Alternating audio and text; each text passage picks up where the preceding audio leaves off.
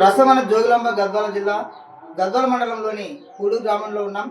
ఈ గ్రామంలో కాంగ్రెస్ పార్టీ నుండి సర్పంచ్ అభ్యర్థిగా రమేష్ గారు నిలబడినాడు.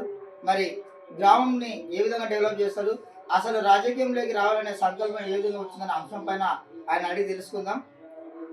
చెప్పండి సార్, మీరు అంటే గతంలో ఒక టీచింగ్ ఫీల్డ్లో ఉన్న వ్యక్తి ఈ గ్రామంలో కాంగ్రెస్ పార్టీ నుంచి అభివృద్ధి పరచడానికి మీరు ఏ విధంగా నిర్ణయం తీసుకోవడానికి రావడం జరిగింది?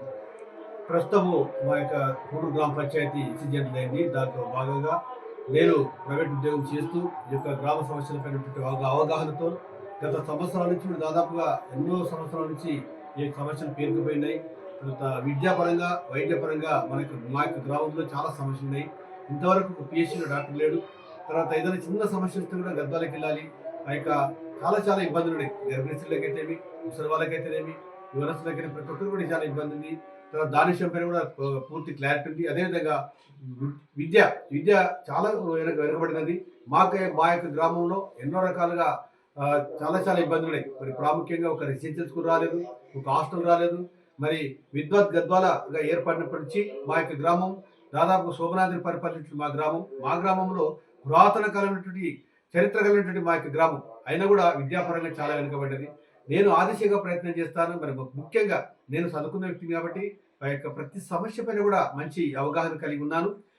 రేపు మీరందరూ కూడా నన్ను గెలిపిస్తే ఆ యొక్క గుర్తు, తర్వాత టీవీ రిమోట్ గుర్తు పైన ఓటు వేసి గెలిపిస్తే తక్షణమే సమస్యలన్నింటినీ కూడా పూర్తిగా నిర్మూలించి పూర్తిగా గ్రామాభివృద్ధికి సహకరిస్తాను. ప్రతి సమస్య పైన కూడా అవగాహన కలిగి ఉన్నాను. నీటి సమస్య అయితేనేమి, విద్యా సమస్య అయితేనేమి, వైద్య సమస్య అయితేనేమి, ప్రతి సమస్య పైన కూడా నేను పరిష్కరించి ప్రజలకందరూ కూడా ఎప్పుడు పిలిస్తే పలకడానికి, ఏ సమస్య పైన కూడా వారు వచ్చినప్పుడు వారు పరిష్కరించి అందరి పూడూరు గ్రామ ప్రజలందరూ కూడా సుఖ సంతోషాలతో ఉండాలని చెప్పేసి కోరుతూ ఈ యొక్క అవకాశాన్ని నాకు శ్రీమతి సరిత తిరుపతి గారు అవకాశం ఇచ్చారు. కాంగ్రెస్ పార్టీ నుంచి మా యొక్క నాయకుడు రేవంత్ రెడ్డి గారు కూడా ముఖ్యమంత్రిగా ఉన్నారు.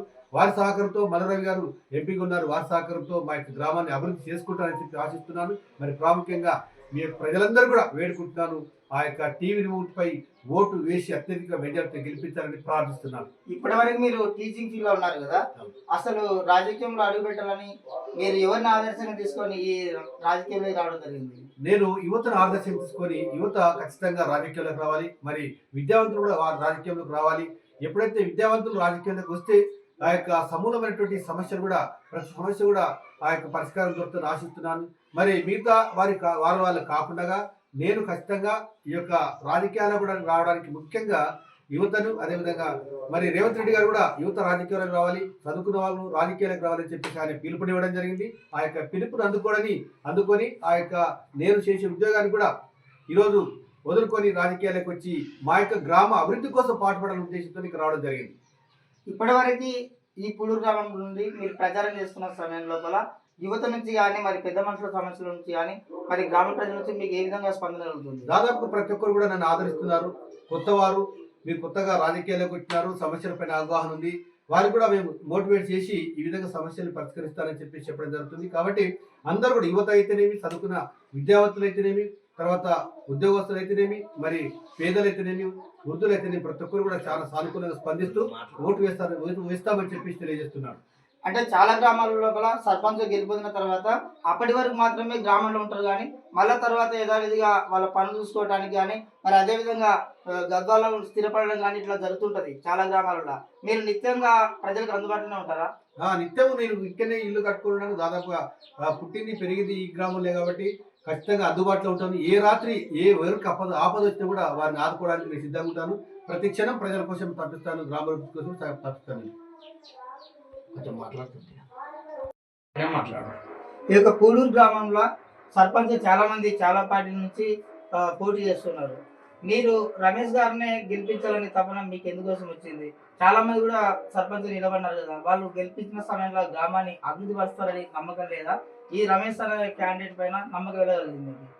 అభివృద్ధి అనేది చాలా మటుకి జరిగింది, కానీ మళ్ళీ ఇంకా కొన్ని మనకు కావాల్సిన అభివృద్ధి పనులు ఒక ఎడ్యుకేషన్ పర్సన్గా, మరి ఒక చదువుకున్న వ్యక్తి అయితే ఈ గ్రామానికి చాలా అవసరం అని చెప్పేసి రమేష్ సార్ని ఎంచుకోవడం జరిగింది.